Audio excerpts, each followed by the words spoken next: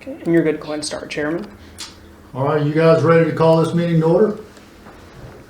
Ready, set. All right, so we'll call this meeting to order, Board of Adjustment on January 4th, 2022 at, I don't know what time. 6:11. 6:11 p.m.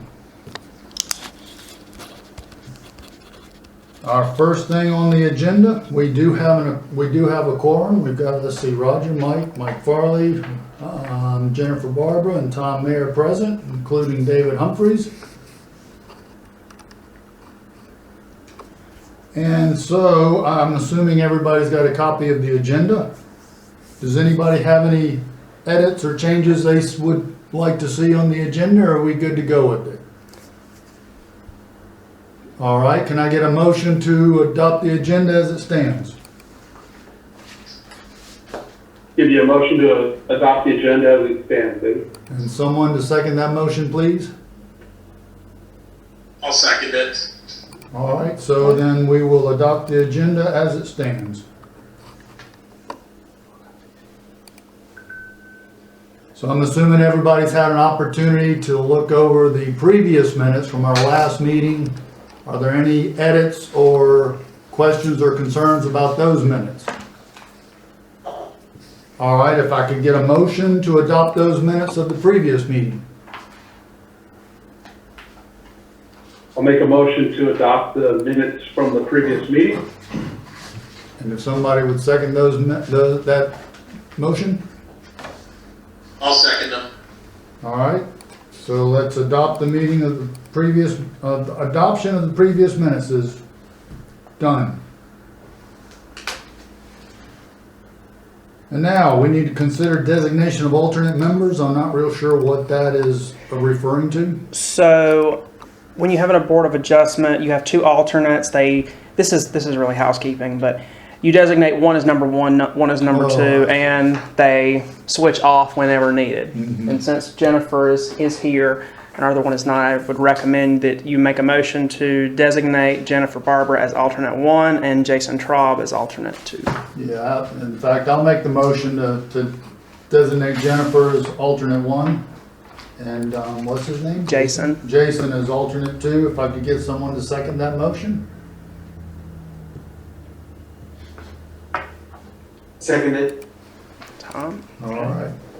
So designation of alternate members is done. Did we vote? Do you need to vote? Oh, we need to vote on this? Yeah. All right, so all in favor of Jennifer Barbara as alternate number one, please say aye. Aye. Aye. Aye. It looks like that passes unanimously. And so, do we need to vote on the second? 'Cause No, that's you just gonna be vote. You just vote obviously together. Yeah. So then that would place Jason as alternate two. All right. All right, y'all ready to move on to the hearing of the case? Yes. All right, so we have a hearing for a variance application request 2021-1. We have a motion to open the public hearing. Could I get a motion to open the public hearing of December 6, 2021 of the Board of Adjustment, the Village of Marvin?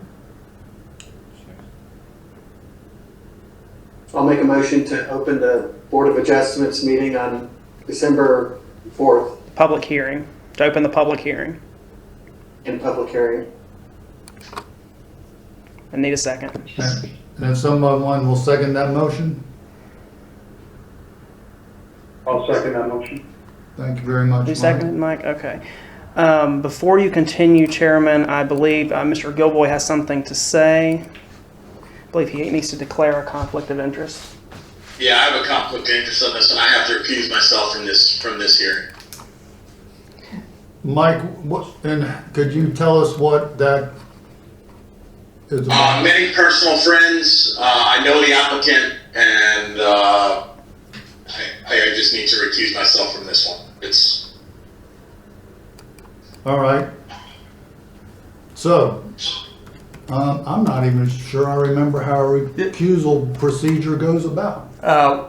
The board member indicated he has a conflict of interest, being a substantial relationship with the applicant, and has stated because of that he doesn't feel like he could be fair and impartial. So he has brought that before you, and what you need to do is entertain a motion to accept that recusal. All and right, to I thought we had recuse. to vote on that. You do. That's why I said a motion. All right. So you do a motion to accept the recusal and to recuse. So I'll make a motion that we recuse Mike Gilboy from this hearing. Can I get a second motion, second on that? Yeah, I'll second the motion. So all in favor of the recusal, please raise your hand and say aye. Aye. Aye. Jennifer? Aye. Roger? Aye. All right, so it looks like it's unanimous for the recusal. So now that Mike is recused, Jennifer now steps in. Yes, Automatically. automatically. So you understand that, Jennifer, you're now actively participating in this hearing as a board member, not an alternate? Yeah. Okay. And Mr. Chair, before we open it, I'll go ahead and do a brief explanation about this, and then we Sure. can do the public hearing. Good evening. Once again, I'm Chaplain Spencer. I'm the village attorney. This is a variance, and it's an odd procedure. Always has been what we call quasi-judicial hearings. What does that mean? Well, it's a little bit of Latin, but it basically means you're going to hear this like a court of law. So that means you must make your decision upon evidence that's presented here at the hearing. You really shouldn't have what we call hearsay statements being a statement of what somebody said. If you do allow it, you have to give it less weight. The witnesses will be sworn in. The way we generally do this is have the village planner present the case in general, and then let the applicant fill in any additional evidence or any other statements, and then anybody from the public, and it just goes a little bit smoother. We've already had one council member recuse himself, and that's because there's a requirement to be fair and impartial and not have a fixed opinion of this case that's not subject to change prior to the hearing. So if there's anybody else that has a fixed opinion and cannot be fair and impartial and believes they have a substantial interest, you need to step forward and move to be recused as well. And then with the process, you will go through each of the findings that are set forth in your packet, and you'll vote on those separately. And with the variance, unlike most procedures, you have to have what I call as a super majority. It has to be a 4/5 vote on each of the factors.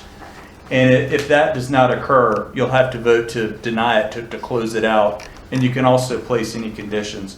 But the main thing was it sounds more formal than it is, but we do have sworn witnesses, and they're subject to being questioned by you. And you do need to base your decision on what is presented here this evening. Do you have any questions on that? Okay. No? Thank you. So, my turn? We actually need to open, we had a motion to open the hearing, but we have not opened the hearing, I don't think. Okay. Sweet. Vote.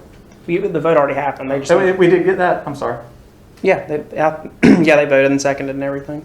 Okay. So you're good to go. All right. Someone's ready to present? All right. Needs to be sworn in. Yeah, we're going straight out. We're in the applicant. Okay. Stand. So I always forget, Chaplain. Which hand is it? It doesn't matter. You just place it right there. Yeah. Do you solemnly swear that the testimony that you are about to give during this hearing is the truth, the whole truth, and nothing but the truth? So help you God. Yes, sir. Okay. And then when he gets opened, Huh? he needs to be sworn in. Oh, yeah, I He's can doing swear most you of the testament. Which one? Right hand. Dad's supposed to stand. Oh, okay. Well, that works. So, right hand up. There you go. Do you solemnly swear the testimony that you are about to give during this hearing is the truth, the whole truth, and nothing but the truth? So help you God. I do. Go. All right. Okay. Give me 1 second. I'm going to share. I've prepared a presentation for the board. Just bear with me. I'll get everybody up here. Okay. Hold on, everybody.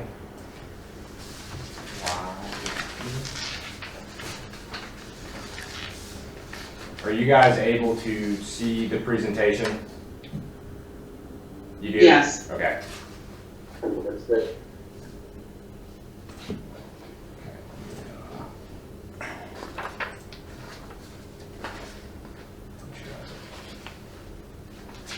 Everybody still with me? Yes. Okay. Yep. I'm answering you, you're talking to people online. All right, so we have a variance, we received a variance application back on December 9th from Mr. Mark O'Callahan, who, for the request to allow a placement of a 36 by 24 detached accessory structure in the front yard. The request would have, to have a front setback established for the proposed detached accessory structure. And this variance is being requested due to the language in our section 151.054 of our Code of Ordinances that specifies detached accessory structures and only being allowed in the side and rear yard. The little bit more background on this is that the applicant came to the village requesting information on this back, I think, at the end of November of 2021. We kind of went through all kind of options looking at this placement of the accessory structure with that, and with no kind of reasonable action, the applicant or kind of practical / even feasible location to have this accessory structure placed in the side or rear yard that would currently comply with our ordinances. The applicant decided to apply for the variance due to existing conditions on the property. A little additional background information is that Mr. O'Callahan purchased the property in November of 2020. The property was subdivided previously to that by the neighboring property of 1018 Woodland Forest Drive, and when it was all under one property, where Mr. O'Callahan's property is at and where the house is placed, there used to be a riding stable or riding arena and stuff that was an accessory use, the primary use of the original property to be used for horse and agricultural uses. So the location of the request for the property is at 1022 Woodland Forest Drive. The request is to place basically a detached accessory structure in the front yard. It would be utilized as basically a detached garage, and this is kind of an example of the building. It's being proposed to be in the same looking characteristic of the existing, or the now I guess existing structure that has just been completed. The surrounding land use and zoning of the property are all residential, all within Woodland Forest, as well as in this property abuts the South Carolina state line. All property owners within 150 feet per our ordinance were properly mailed notification. The property was posted 2 weeks ago about this public hearing. I have not received any calls, or I guess the village, unless Austin, we have not received any calls from anybody asking questions or anything about that. And it does not look like we have anybody here tonight at this current moment. So this is the subject property. The house has just been completed. As you can see, really nice house. It's on 3.57 acres of land. I don't have this in the PowerPoint, but in your guys' packet, I included this. In the original permit for the dwelling, the proposed accessory structure was going to be located in the side yard per compliance of our ordinance. However, during that process, the owner found, I guess with his contractor and an engineer, that the house had to be actually further back from the road due to, once again, that previous use by the previous owner.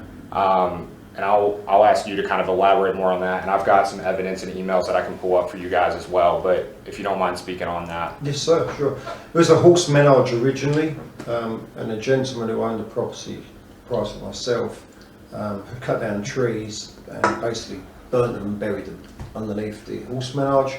So when we got in to do the footings that you'd normally expect 4 to 6 feet footings, we ended up with 20-foot footings plus, which was a bit of a shock. And I would call it a slurry or a bomb hole, basically, that the engineer said you need to push the house back to stop potential subsidence. We moved the house back 40 feet so that we could get good ground, essentially. Upon doing so, we have a sewer, septic, I get the language wrong, sorry. The septic tank had to go behind the house with a runoff. we pushed up pretty close to the septic tank. It's maybe 30, 40 yards, if that, from the back of the porch. And therefore the struggle was, where do we build the subsequent garage or structure that we wanted. So that was the first point. There's more, but I think Hunter will probably get some of that. Yeah, so if you guys have had the chance, you maybe have driven past the property or at least gotten an eye of it, I know that's something that we do that's permitted by our ordinance and allowed for you guys to get familiar with the case, but I have some pictures to hopefully kind of familiarize yourself a little bit more with it. So here's the subject property from basically the driveway fence line, looking Woodlawn Road here on the left, Newtown there, to the north, or I guess, yeah, towards Newtown Road. This tree line here on the original, once again, the 8-acre tract of the original parent property of 1018, this was the 85-foot view shed buffer that's required by our zoning ordinance. So that's one thing that the reason why the applicant is applying for the variance, because part of that original approval when Woodland Forest was approved, whenever, I mean, that dates back, was that 85 view shed buffer is supposed to remain undisturbed. And so that kind of eliminates some of the side yard usage there. Here's the subject property kind of actually in between the house and the front yard. This is probably about 40, 50 feet back from the front property line, and there's Woodland Forest Drive. Here is the subject property looking towards Newtown Road. As you can see, the tree and view shed buffer area that I just mentioned. Here's the kind of standing right in the front yard of the property looking to the north, which is that neighboring property that I mentioned, 1018 Woodland Forest Drive. And then here is the kind of side looking towards the rear, which back there is where those septic lines, as Mr. Callahan just mentioned, are there for the house. Just kind of get through. And if you guys have any questions at any point, just please let me know. Trying to make sure. So then getting into, once again, why the applicant decided to do this is looking at our ordinance. You know, we allow accessory structures to be located in the side and rear yard as long as they meet applicable setbacks. Well, really, the side yard, this has to meet the same setback as the primary structure and stuff. With that being said, he went through and looking at all options of trying to place this accessory structure, and there was no, once again, reasonable place to be located other than where the applicant is proposing it now with this variance request. I also included this, guys, in your packet, but for this, I've included the supplemental kind of applicable language from our zoning ordinance. Just some generic definitions. Ones that are important here are mainly like the front property line, which is, once again, just basically the front of the property. And then this is a corner lot, which basically means it abuts two roads. View shed buffer, as I mentioned, back when the subdivision was approved, there was an 85-foot view shed buffer along Newtown Road, and then the front yard and yard side set definitions. Getting into more applicable language from our zoning ordinance this is the accessory uses and structures section. As you can see in the bold there, detached accessory uses and structures. All accessory structures other than the agriculture buildings and swimming pools shall comply with the following. The front, all detached structures must be located behind the established building line of the principal structure. Going back to the definition, the established building line of the principal structure means of where the primary structure is built. Once again, due to the applicant having to push the house back 40 feet from the original setback of 50, so 90 feet at least back from the road, it then hinders his rear yard, like his applicable, or I guess adequate space in the rear yard for a location of accessory structure. The setback for the rear is 10 feet, and that's just kind of other generalized applicable language. In the Marvin Residential District, this is the generic setbacks for any primary structure. So it's typically 50 feet off the road or from the front, 20 on the side, 40 on the rear, 130 foot minimum width, and a minimum 50-foot road frontage. This lot complies with all of those. The primary dwelling complies with all of those. And like I said, the front setback sits back from the foundation permit, I think, was 111 feet. Yes, I think so, yeah, 111. I'll have to pull that up. Trying to think.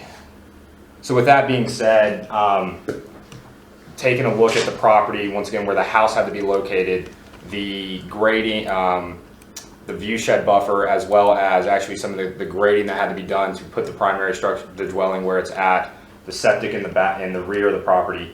The only adequate spot for the applicant was to apply for this variance for this location for this building. The building, you might want to speak on what the proposed, I mean, you're using it for storage and... Yes, just if I may just add one other thing, Yeah. concept from the commission. On the land as well, where that tree line is, which you saw from the photographs, we have storm runoff. So storm runoff that comes laterally, if you like, across the land, it floods. And we also have it coming across off of Newtown Road, and it floods. So both are structural. I have pictures of the last I've got it storm. on here. And you got it? Okay. Mhm. So it also hindered the ability to put it on the side due to the flood waters that come in every time we have rain and just storm runoff. So I'd love an alternative. Personally, there just isn't a viable alternative that we could see right now.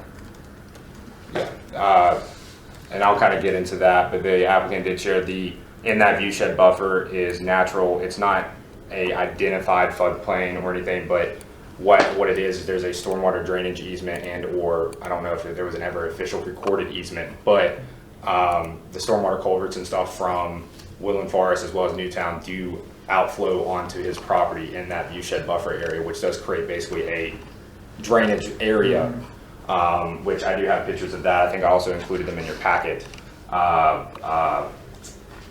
But we'll kind of get into that here when we get into the review criteria. Is there any questions on the background information for either myself or the applicant?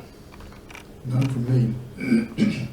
At least not yet. Yeah, I do have a quick question. It's Mike Farley. The structure that we're talking about is the primary purpose is for a traditional garage with no agricultural use, correct? Correct.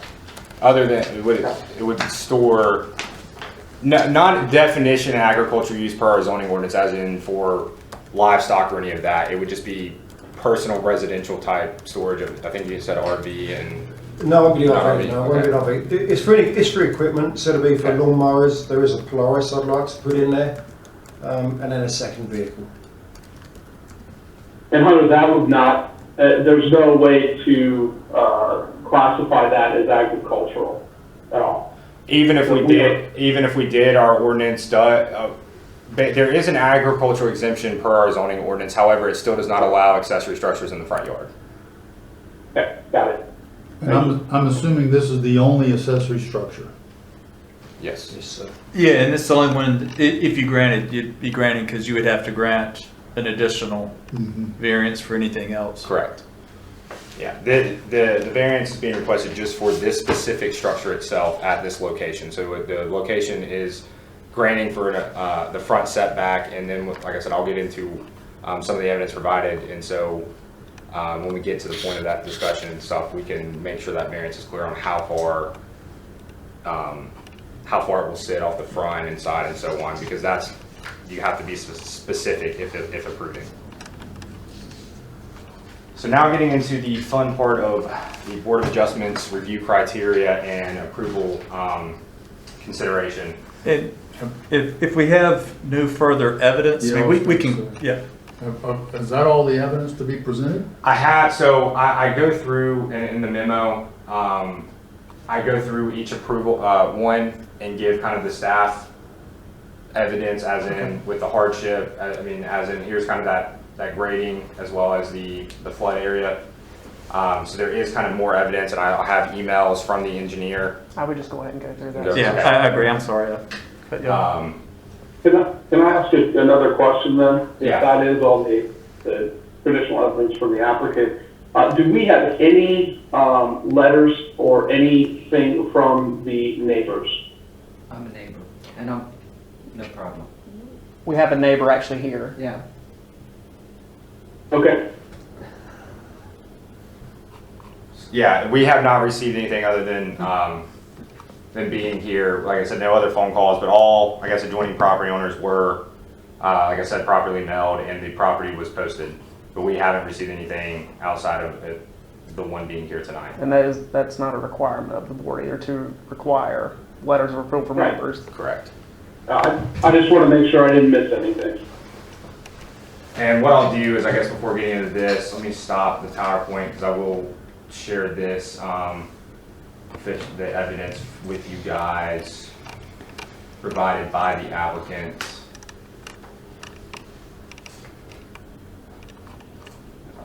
WebEx. All right, gotta move you guys around here again, so hold on 1 sec.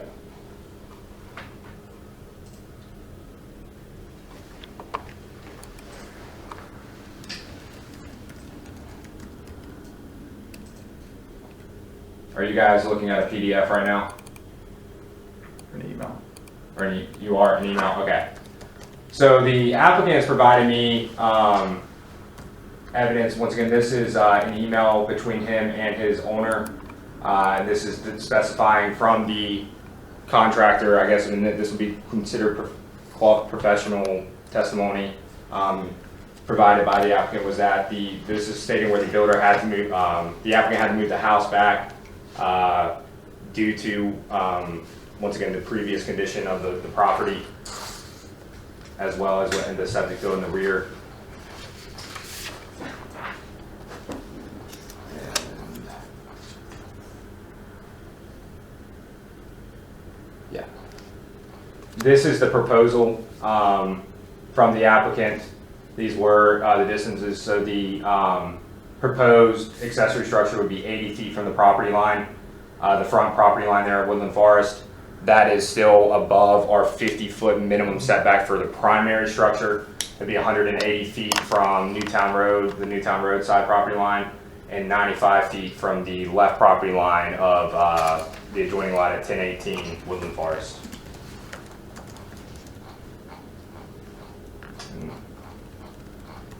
And there's an email provided of the proposed structure. And I think that is that on that end. So again, here's the application.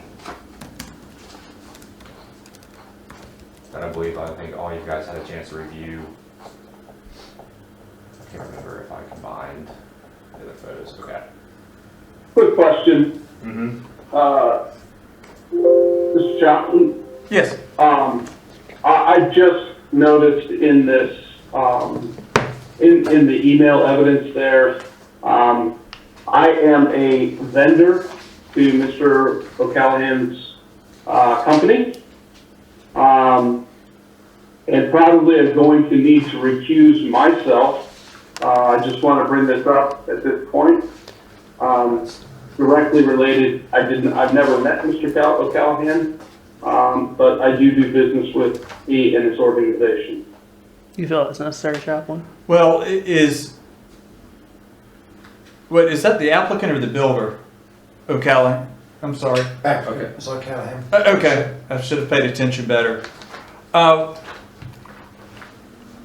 Is that relationship significant enough to have a direct and substantial financial interest and be of a way that it could impact your decision on this matter? Yeah, unfortunately, I think I'm in the candy business. Okay. I'm a direct vendor. He is a senior vice president of beverages and snacks. I have a direct relationship there. I would prefer to remove myself from this applicant at this point. I just don't want it to be weird for either one of us in the future. That's fine. So if the board wants to take another motion. Yeah, so I'll make a motion that Mike Farley be recused from this hearing because of his feeling that there may be some conflict of interest. Could I get a second on that motion? I'm going to second it. So, I guess- Before you continue, I do want to let everyone know that since this is a variance, a 4/5 vote is required of the members. So for this variance to be approved, all 4 remaining members would have to vote yes. I was going to say that. Because you have to have an 80%. Correct. And Chaplain, I guess to clarify, and this is then now back to, I guess it would be a question for the applicant as well. He can proceed to vote, we can proceed to move forward with the vote, but it would have to approve unanimously with all 4 participating members voting for the variance. And if one doesn't, he does have a right to appeal to a higher court due to that. He does. But he also could request for this to be tabled to a full quorum for the A forfeit. full membership. He could request that, and the board could say yes or no because they have enough for the quorum, or you could just let it roll. And really, it's a mathematical question of you got to go 4 for 4 instead of 4 out of 5. Yeah. I'm very comfortable with it. Okay. I'm just trying to improve my lot in the area, so there's nothing's hard for me. Please, yeah, we proceed. Okay. All right. Go back to PowerPoint. Did we get a Yeah, vote You gotta get a vote. Yeah, you gotta get a vote. to recuse? So a formal vote to recuse. So all in favor to recuse Mike Farley, please say aye and raise your hand so we can see it. Aye. Roger? Yeah, that's an aye for me. Jennifer. Yep. Let's see, Jennifer? Aye. All right, so it looks like it's unanimous. Mike Farley, you've been recused. And you can continue to you can hop off if you would like, or you could.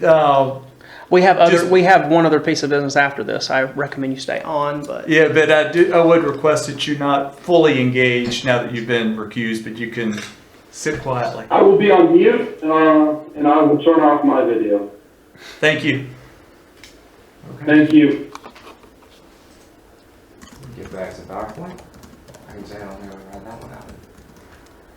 And just to note, we do have now 4 members in the second recusal, and the applicant wants to proceed, so we're going to continue on. Okay. So now getting into the approval criteria for the board to make their decision. First, being an unnecessary hardship would result from the strict application of the ordinance. It's not necessary to demonstrate that in the absence of the variance, no reasonable use can be made of the property.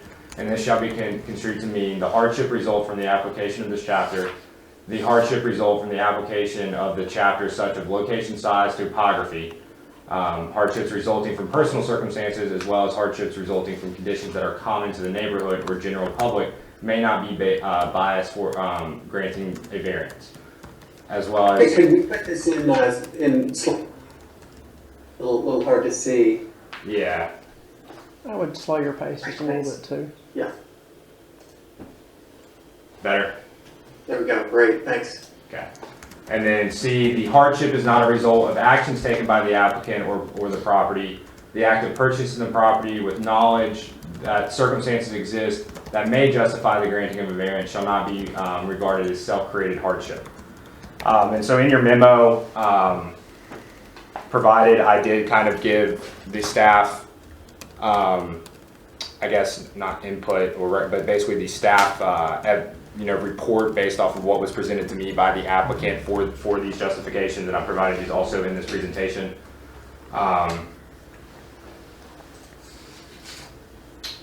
So one, let me just actually read it from here. So the unnecessary hardship will result from the strict application of the ordinance because the applicant's topography with the grading of the lot and where the primary structure is, as well as other property factors that limit the placement of a detached accessory structure.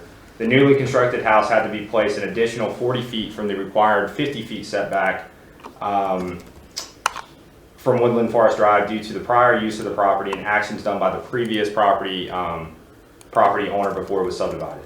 The property was also required to front Woodland Drive per our ordinance. And something I guess I kind of forgot to mention is that this could have, if his frontage was technically Newtown Road, then this would be considered the side yard where he would like to place this, but due to our ordinance, he had to face the property towards Woodland Forest Drive. The property does have the adequate space in the side yard, but there is a significant elevation change, as you guys saw in the photo. On the side of the property to the left property line of Newtown Road. There was also an 85-foot view shed buffer of the original Woodland Forest subdivision. The side yard is the location of the stormwater runoff that we have previously mentioned. I'll show pictures on the next slide of that, which leads to flooding and very soft ground conditions, which does not make it really adequate for any type of structure to be located there. The house is 161 feet from the actual the front property line, and that then forces the septic drainage to be directly located in the rear yard, which then takes the adequate space in the rear yard because their structures cannot be placed on top of those drainage fields.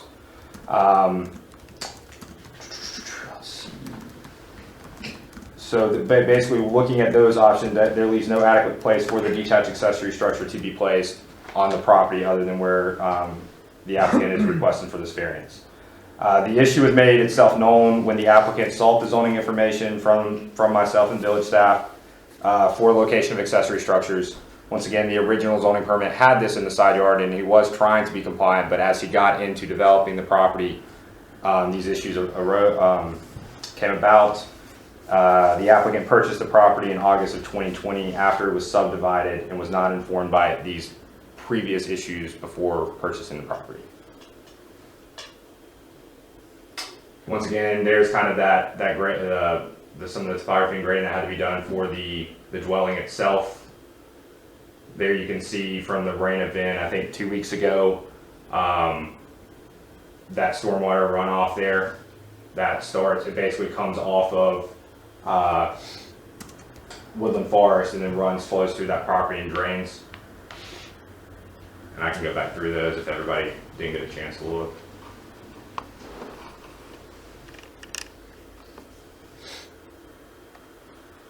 So number 2, the variance is in harmony with the general purpose and intent of the chapter and preserves its spirit. The proposed accessory structure will be the same look and design characteristic of the primary structure. And the variance request is in harmony with the general purpose and intent of this ordinance and preserves the spirit of residential development at low densities and that are consistent with the rural character of the village. To add on this too, this garage is once again being sought for accessory storage for personal equipment as well as vehicles. If the accessory structure, if there's not an adequate place to store this stuff, then it actually could lead to other sections of our ordinance of storage and stuff like that. But we won't go down that road. I just did want to mention that because we have lovely ordinances. Number 3, in the granting of the variance, the public safety and welfare have been assured and substantial justice has been done. The variance assures public safety, welfare, and substantial justice has been done as the public would not be at risk due to this request. And substantial justice would be achieved by allowing the location of an accessory structure in the front yard. Additionally, the applicant is proposing the structure to be the same look and material as the primary structure. Furthermore, no problem which may have been contemplated by the ordinance have appeared to occur. Therefore, substantial justice is served by allowing the variance where the effect on the public and surrounding neighbors is almost none. I will also mention from a staff standpoint, our ordinances are kind of dated with location of accessory structures. Most places actually define detached garages as a separate type of accessory structure and do allow them, I've got research of where they actually do allow them in the front yard with the approval of a special use permit. And most of those requirements is that it has to look the same and characteristic of the house. There's a square footage maximum. Still has to meet certain, it can't encroach into the front setback, which would be 50 feet in this case, which even though that's not our ordinance, all of that this request does kind of comply with the general standard of how other municipalities define detached garages. And then 4, the reasons set forth in the application and the hearing justify the granting of a variance, and that the variance is a minimum one that will make possible the reasonable use of the land or structures.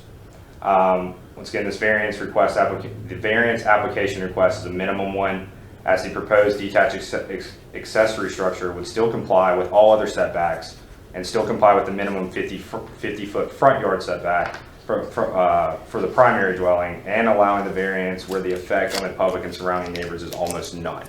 The reason that at the time we have not had any, once again, comments or concerns from adjoining neighbors unless. No, I'm just curious about the process.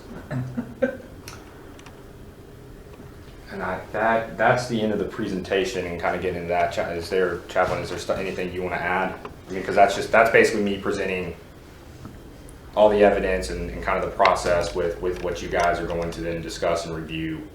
Right. I think next, once we have, and I think we've gotten all the evidence, and there'll be a motion to close the public hearing, and then you can talk about it, and y'all can debate either at the beginning, talking in general terms, or you can make a motion on the first one and then debate and talk about it after each motion. On, I think it's page 11 of your handout, there are proposed motions of, and they're bullet points 3 through 6. Page 9. Oh, and here. Yeah, it's page 11 of the The packet.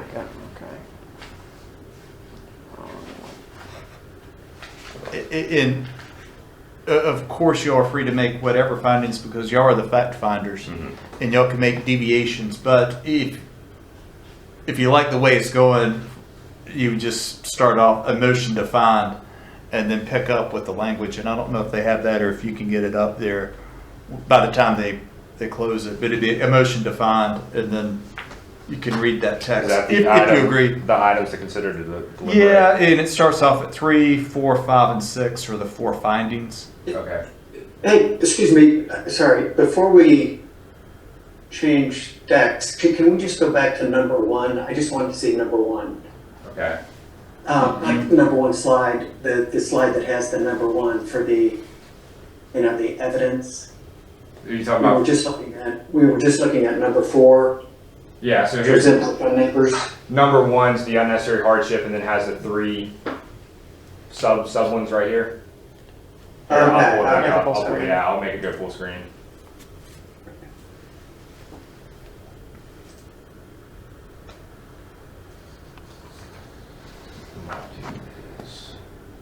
Okay. Thank you. Let me point out something. This appears to be the most recent. It says it is not necessary to demonstrate that. But what's in the packet is what I think is old language. It says it is necessary, if I'm not mistaken here. On the application, Yeah. it could be our application and our ordinance conflict. I don't know. It wouldn't surprise me. Yeah. You'd be surprised at the long list of documents that we need to revise and update.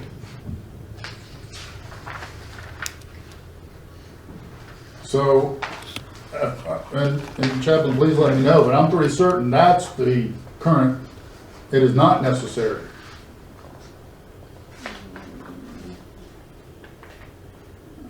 Yeah, the language on the screen is from section 151-232, and that is what you need to follow. It looks like our application was probably from a prior version. Yeah. So I wanted to make sure everyone on the Board of Adjustment understands that if you got this package, you're reading this part, variances section 11.3, that first language up there indicates that it is necessary. But in that item number 1, a necessary hardship will result from the strict application of the ordinance. It is not necessary to demonstrate that in the absence of the variance, no reasonable use can be made of the property. Yeah, that is word for word from your ordinance, and so what is on the screen is correct. Yeah, this application, it even has a different section 11. I noticed that. Yeah, the application is, I don't know if they borrowed it from another zoning code, but they have section 11. It Yeah. probably was an oversight since we did not have a variance for 5 years. Good point on which one. So follow what is in your packet and what has been presented, which is a little bit a lower standard. Chaplain, since now all the evidence has been presented, should we go ahead and close the public hearing? I was going to say, if we're going to do that, I want to make sure there's no other questions for the applicant and or last comments from the applicant. And you can always have clarification as long as you're not presenting new evidence. So Yeah. it's not, you can't hear anything again. But if there's new, real substantial evidence, you ought to hear it now. Is there anything I missed? I don't think so. I think you got it all. I'm good, sir. Thank you. Okay.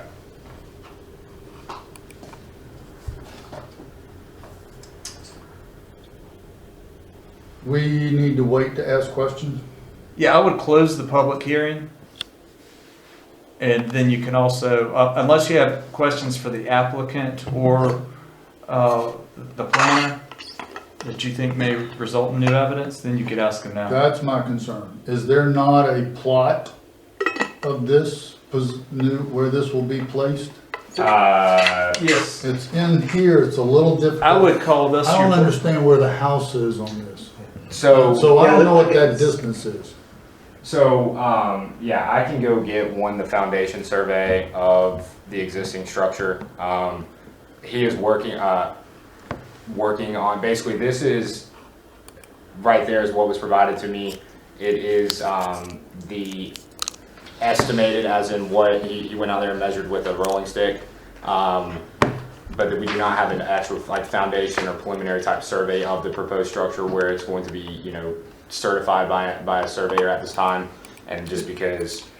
but it would be 80 feet back from the Correct. front, and that would be part of the plans, because he's now presented that. I think the question from the chair is how far is the house? Yeah, because we're violating The front house, plane of the house. It has to be behind the front plane of the house. And so we're well beyond the front plane of the house. I thought we were gonna have part of this structure beyond the front plane, but we have the entire structure beyond the front plane of the house. correct. That's correct. And so, from this drawing, it would appear it's over 150 feet from the, if that's 80, and I'm sure this isn't to scale. The house is 161. I'll pull that up for you guys for evidence, I guess. Give me one sec. You testified to that. Okay. You stated that one of your presentations, 161 feet. So the house is 161 feet back. Oh, the house is 161 and that's 80. Right. Okay, all right. Yeah, are you looking at the hand-drawn? Yes, sorry, Okay, that's with where the drive is curving?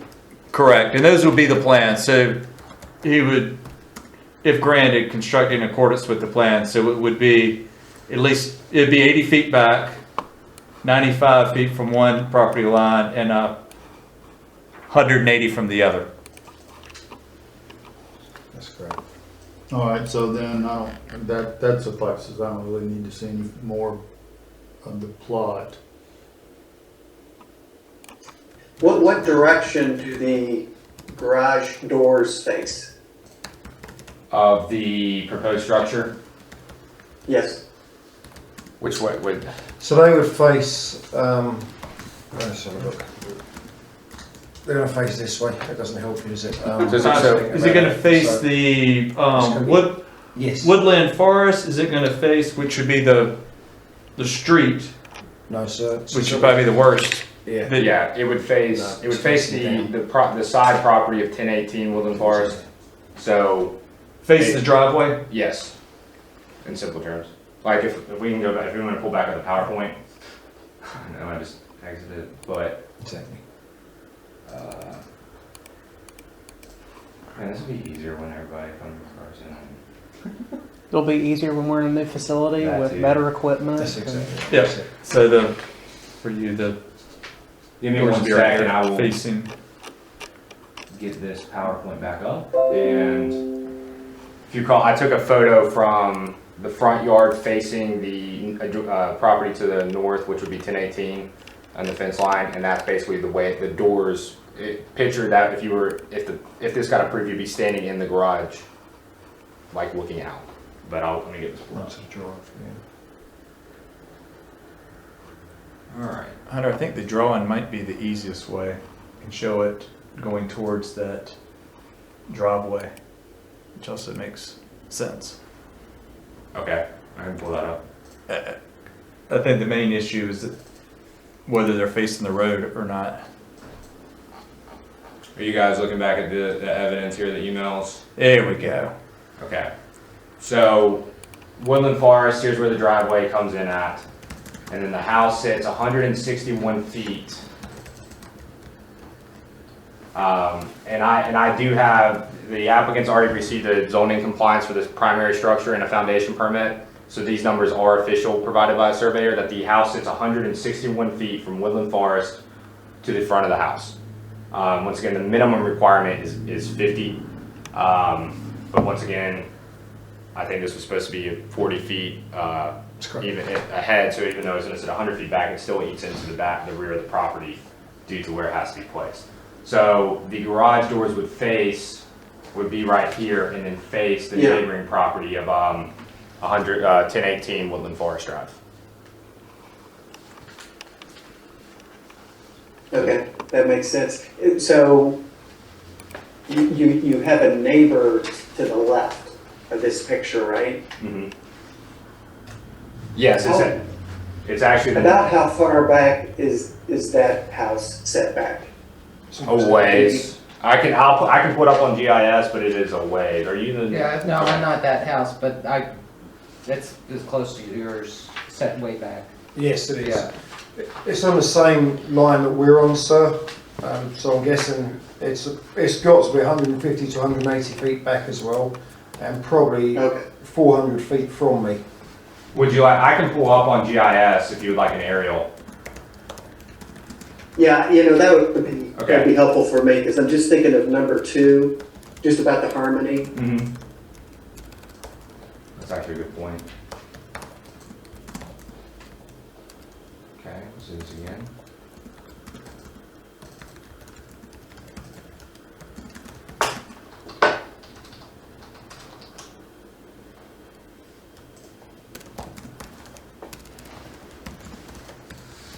Are you guys seeing what I'm the GIS maps right here? I'm just making sure. Yeah. Okay. Because sometimes when I share screen, it like does not share. It's weird. Oh. It shares the wrong screen. This one, do you need the text parcel? I've got it. This one's easy to find. It's right on the state line. Just have to zoom in. Yeah.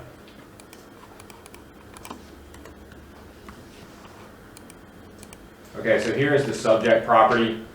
Once again, these are the aerials from 2019, so we don't have an updated aerial where the primary structure sits, but I can give you guys kind of an estimate. So this used to be one large parcel.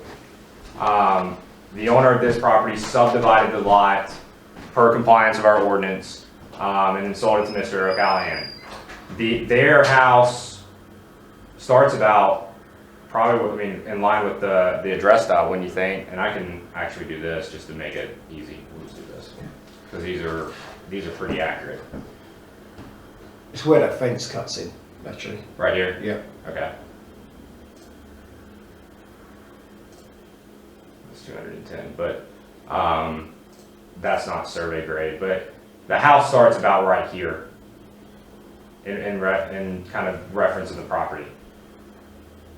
The new structure, and then it kind of. I'm not sure I'm seeing your cursor. Let me see. I can do this.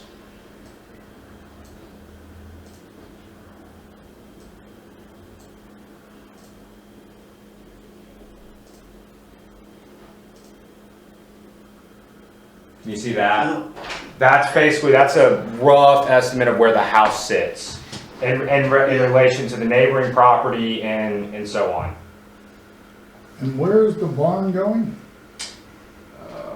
Hold on. Oh man. The barn would go right in this area. The barn would go to the right of the feet, wouldn't it? Yes. So towards See if this is like. Woodlawn Forest. It's so hard because I want to go back and show different evidence, but I have to stop sharing screen and reshare screen and so on. Correct. Okay. Let me do this. So the barn would actually sit roughly like right here. So just picture everything. That's kind of where this little address dot is. Mm-hmm. Behind it is where the dwelling is at, and so the barn would sit here in relation to that house. Okay. Yeah. So the house is to the left. Yes. Let's see if I can leave that on there and do this drawing. Oh no. And then your neighbor's house has a similar line to you. Correct. Once again, there's roughly the dwelling.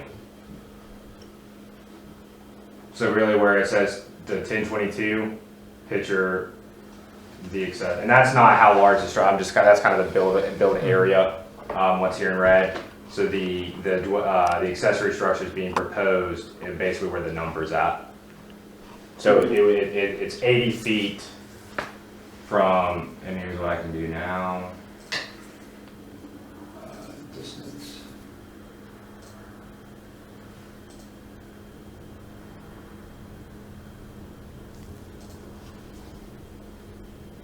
Once again, this isn't survey grade, but roughly in that area. Like I said, that's just a rough estimate of 90 feet from the front property line. And this would provide, as you see on that drawing, once again, so he can get into his primary garage, turn in and out, and so on to where the proposed structure is being located. So this will be used as a garage? Yes, sir. So do you guys have any other questions? I've got one more before we leave evidence. Jennifer, you have any questions? Okay, just to confirm, and I apologize, my dogs are barking in the background. The garage is to be used more of a storage structure than an everyday garage. Is that correct?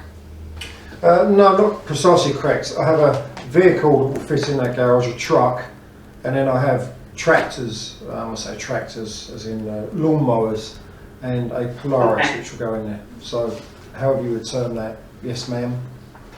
Okay, so it possibly be used on a daily basis. Is there another garage, or would this be the only one? There is another garage. I have a double garage on the major dwelling.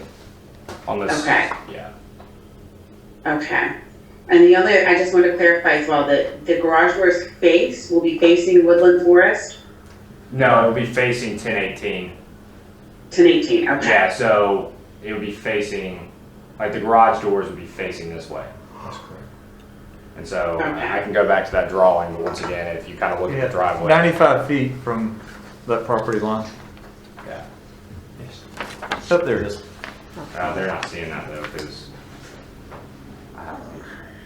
And then the only thing, I just wanted to confirm that no neighbors around this particular property have made any questions or complaints or recommendations. No, we do have one that's here. She hasn't been sworn in, but I mean, she can swear in any other state. We can swear in if you want to make a recommendation or. No, I'm fine with everything. I think it looks awesome. And I don't know if we want to swear that in and take that as, but that's hearsay. I mean, that's not really factual type. I was just curious on the whole process. What do you think? If you want the board to consider you saying you're fine with and think it looks great and or support it, then you need to just very quickly I'll get do sworn in. that. Okay. And that's where I told you this is a strange proceeding. fine. And can I get your name for the record? Amy Dawson. Amy Dawson. So we have, are you across the street? Yeah, Okay, so we have the neighbor that's across the street. What was your address? 10603 Newtown. 10603 Newtown. She received a letter. She was here actually, but she's gonna swear in.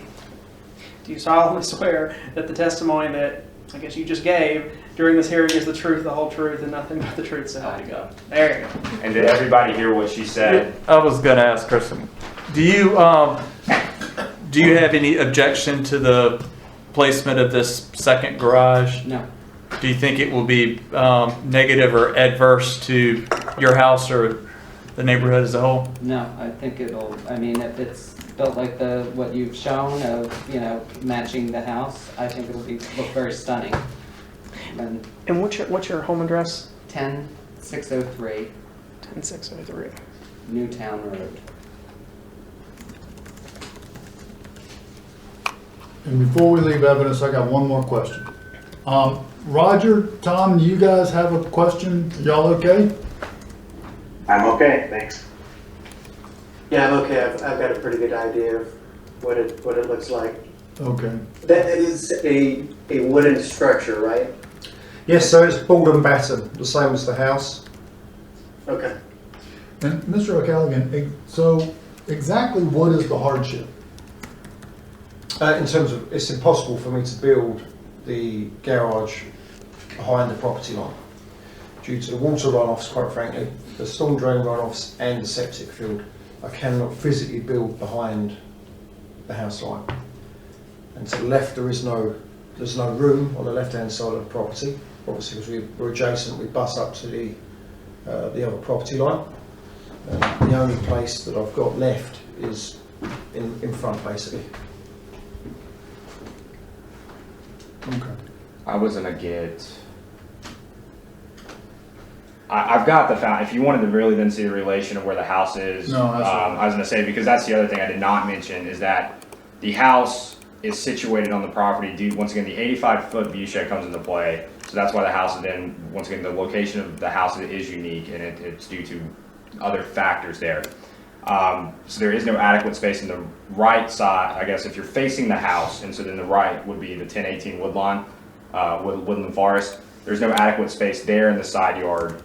There's no space in the rear yard due to the septic lines, and then the left side yard that abuts between Newtown and the primary structure is where the view shed buffer is, as well as that storm drainage kind of runoff and the topography and so on. So that would be the ideal placement from a zoning standpoint. However, it floods, and there's nothing really that can be done to change that part. All right. So, I guess we're ready to close evidence. So you need a motion to close the public hearing. Yes, could I get a motion to close the public hearing? I'll make a motion to close the public hearing. And if someone would like to second that motion?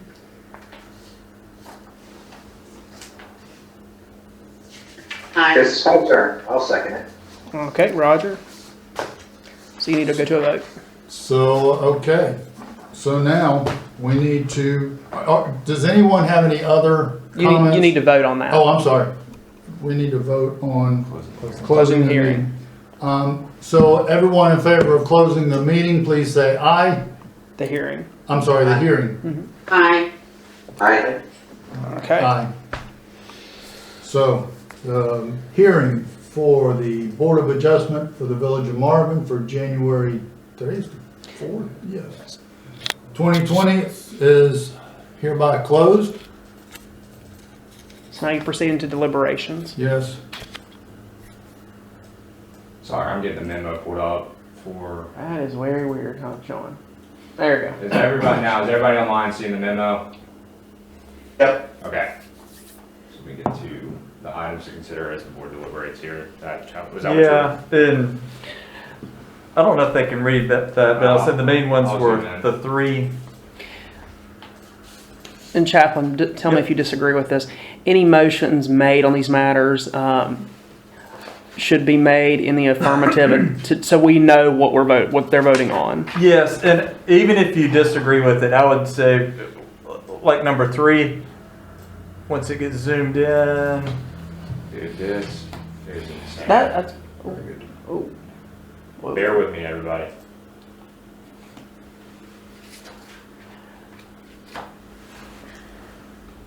So if It would be a motion to find that. yeah, make the motion to be in the affirmative, and if you don't agree with it, vote against. That way, yeses means yes and noes mean noes. Yeah, so it'd be a motion to find that unnecessary hardship would result. And then you could read the rest of that. A motion to find that the hardship results in conditions.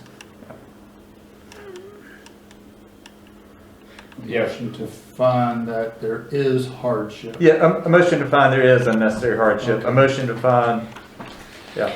And Yeah, in the memo, what I provided is basically what I've done for other boards is the potential finding of facts, or just kind of the staff findings, and then the board can deliberate these, and as I think it's been said, is that can either affirm as presented They here. can adopt as proposed. They can make any modifications. They can add things, subtract things, or vote against the findings. So instead of us, let me make a suggestion. I would suggest that we go through the 4 pieces, but in the first one, it has to meet several items. Instead of going through those, I'm hoping you guys can see those. For instance, the hardship results from the application of the ordinance. You can see that. You're aware of that stipulation? I can go back. It's on this memo. It's covered up there, yeah. Yeah, right here.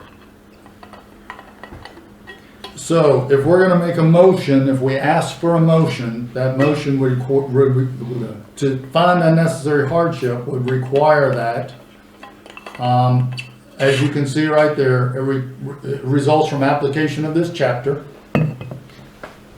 It is something that is because of the land itself, as to summarize part B, and that the hardship is not a result of any actions of the property owner. So, if you're all okay with that and have no questions, Just make sure you cite the reason why you're voting. You make a motion the way you do or vote the way you do. Here, if that does that make sense? They need to cite the reason why they're making. Yeah. They cite the evidence they're using in their motion. Right, and that's why if you go to that number 3, And it was already in there. items to deliberate, I kind of put that Oops. in here. Move together here. It'd be, I make a motion to find that. And There you can are- read that out if you agree. Yeah. Or that'll get you to where you can debate. It's a good form motion. And if they're not ready to make a motion, they can talk amongst themselves here. They True. can deliberate. So, I mean, honestly, I'm okay to make a motion unless you guys need further discussion. All right, so I'll make a motion to, that the application of this ordinance would result in unnecessary hardship, and that the variance for the variance's placement for the accessory structure in the front yard, and it's not possible for the applicant to cure the violation due to natural land features and other actors that have impacted how the property was developed. Can I get someone to second that motion? I'll second that motion. This is Roger. Okay. All right, all in favor say aye. Aye. Aye. Aye. So we meet criteria number 1. Would someone like to make a motion for, let's see, because this is different from what's on the screen. Yeah, number 2 is the Harmony one for the neighborhood. Yes, That's what, these are kind of meshed in with one, but that's where we can use what the chaplain has no, that's where my staff, there it is. Yeah. is that substantial? Yeah, so I'll make a motion that the variance is in harmony with the general purpose and intent of the ordinance and preserves its spirit. Someone like to second that motion? I will second that motion. All in favor say aye. Aye. I heard Tom, Aye. Roger. We technically can do that. You got an aye for me? Did we get Jennifer? She made the second. He Aye. made the motion. Yeah. And aye for me, so I made the motion.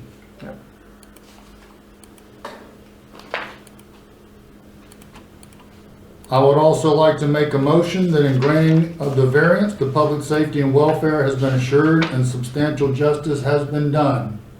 If I could get a second on that motion. Second. All in favor say aye. Aye. Aye. Aye. So we meet criteria number 3. And so for the 4th piece, I'll make a motion that the reasons set forth in the application and the hearing justify the granting of a variance, and that the variance is a minimum one that will make possible the reasonable use of land or structures. Someone would please second that motion? I will second that. All All in favor, please say aye.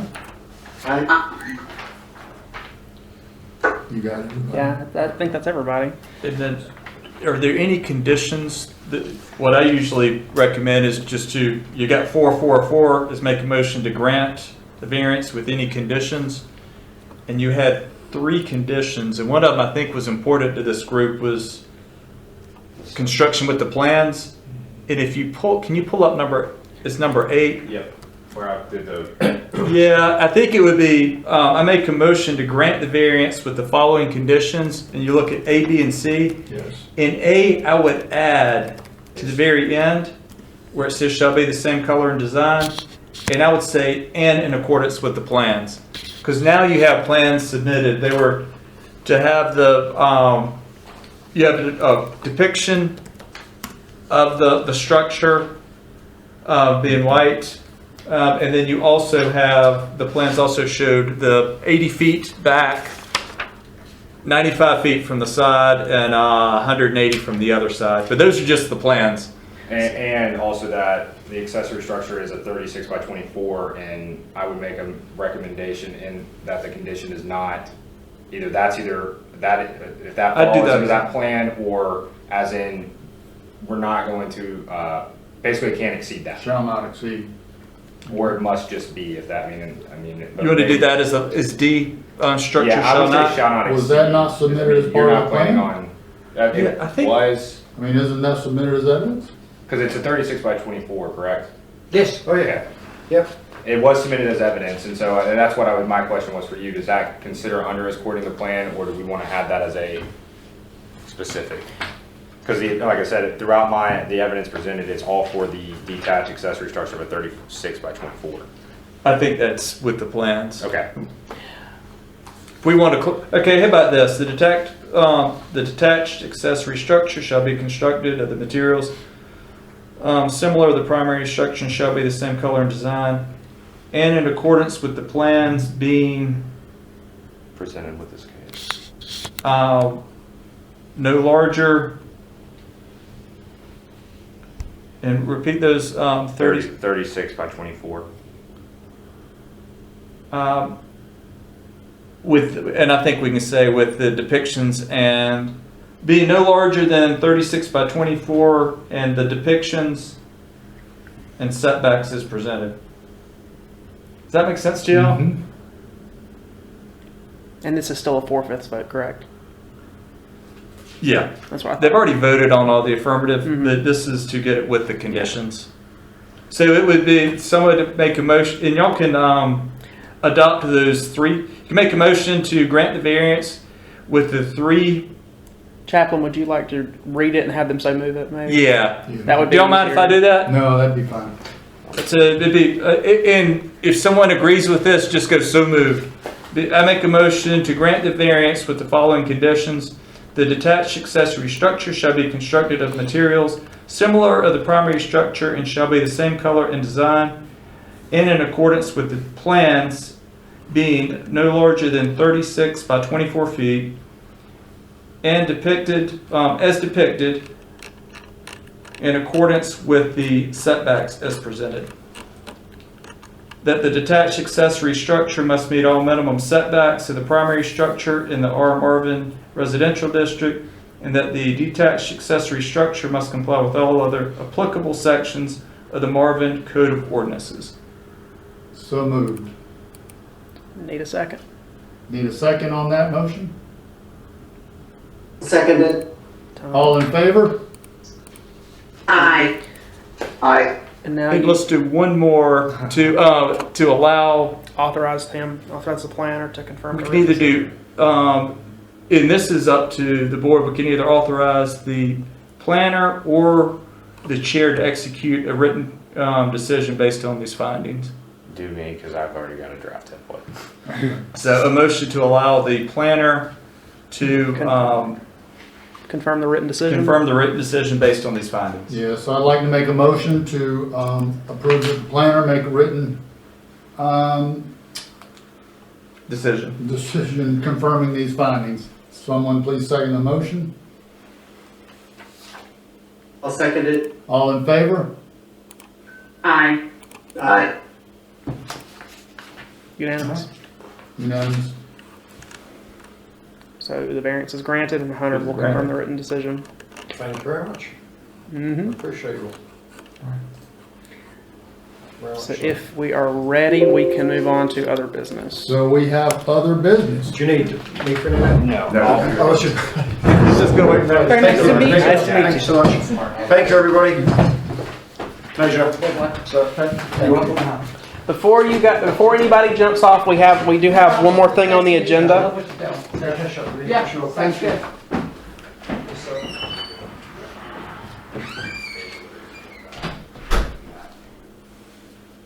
So we have on here a discussion of the statement of economic interest and code of ethics form. Sorry. Okay. Really fast. These were in your packet. Every board member, council member, and employee of the Village of Marvin has to complete their code of ethics and statement of economic interest forms each year. For most people, what you write on them doesn't change.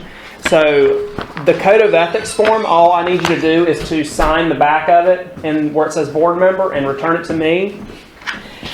For the statement of economic interest, if your finances haven't changed in the past year, if you just review the questions. If nothing has changed since the last time you've done this, if you can't recall any new financial assets that may be described in here, or then all I need is the last page signed that just states no changes from last year.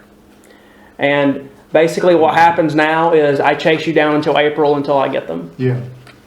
Okay. And the village council will get a report on this Repeatedly. and their provisions are that everybody shall provide one of these. So it's one of their requirements for service.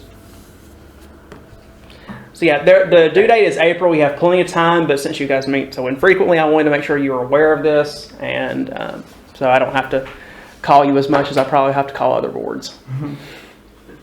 Okay, so that's it. Do you guys have any other business or anything you want to bring forward? One more thing I'll say. Once we adjourn, I want you guys to stay on just for 1 second. I want to show you how you will get your agenda packets for future meetings, because we have a new system for this, and I just want to make sure you guys aren't in the dark. Yeah, and so I'd also like to make some comments after we adjourn. So if that's it, I'm gonna ask for a motion to adjourn the meeting. At 7:29. To adjourn the meeting. Okay, need a second? And a second? I'll second it. All in favor? Aye. Aye. So it looks like it's unanimous to adjourn the meeting of the Board of Adjustment of the Village of Marvin on Tuesday, January 4th at what time? 7:29. 7:29.